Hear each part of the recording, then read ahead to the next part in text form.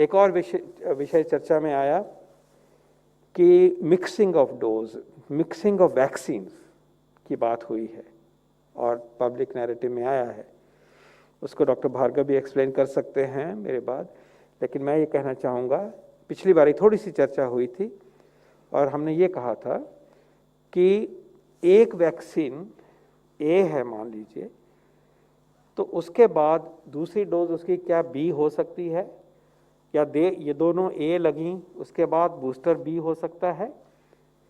तो उसके बारे में एक पॉसिबिलिटी ये है कि बॉडी को दूसरे वैक्सीन से खूब रिएक्शन हो, खराबी कर सकता है।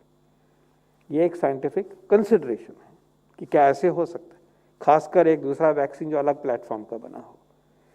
दूसरी और साइंस ये भी इंडिकेट करती है कि यहां ए मिला और बी मिलने से इम्यूनिटी ज्यादा आती है, ये भी दिखाया गया, फायदा भी दिखाया गया।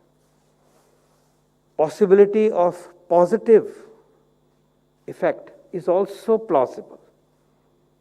लेकिन जब इन चीजों का इस तरह से इक्विपॉइज होता है तो रिसर्च और साइंस को उस तरीके से परसू किया जाता है। And this is where exactly this whole notion is possibly useful.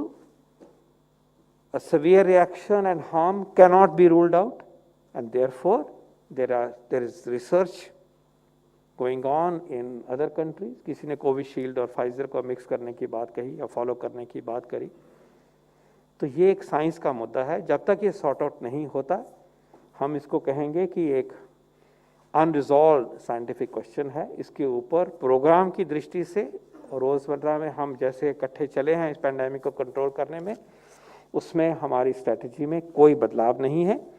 Science की क्यूरियोसिटी है, साइंस इसको सेटल करेगी और जो योगदान इस काम में हमें देना होगा अपने देश में वो हम करेंगे, उसकी जितनी जो भी ज़रूरत है वो करेंगे।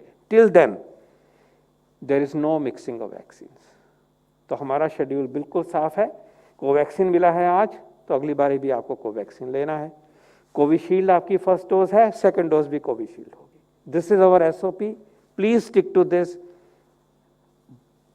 कोई नई चीज जब आएगी फैसला सिस्टमैटिकली किया जाएगा, इसी मन से हम आपके साथ शेयर करेंगे। तो ये मैं क्लियर करना चाहूँगा, कोविशील्ड की 2 डोज, कोवैक्सीन की 2 डोज, और mixing of vaccine is not a protocol. हम वही वैक्सीन लगाएंगे दूसरी बारी जो पहली बारी लगा है।